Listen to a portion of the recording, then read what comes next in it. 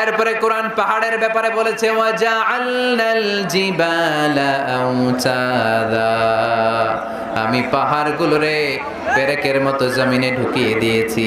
সুবহানাল্লাহ। তাহলে পাহাড়কে আল্লাহ তাআলা পেরেকের সাথে তুলনা করলেন। কিসের সাথে?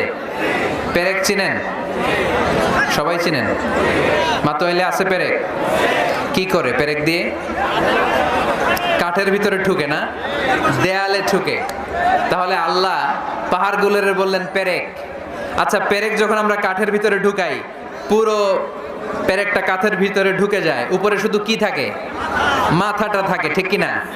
তার মানে আমরা যে পাহাড় দেখতে পাচ্ছি এটা পাহাড়ের মাথা। পুরো পেরেক যেমনি কাঠের ভিতরে, পুরো পাহাড়টা আছে মাটির ভিতরে। চিল্লায় পড়ি আল্লাহু আকবার। জমিনে আমরা দৃশ্যমান এই পৃথিবীতে খালি চোখে যে পাহাড় দেখতে পাই, এটা আসল পাহাড় না, এটা পাহাড়ের মাথা। যেমনি পেরেক যখন কাঠের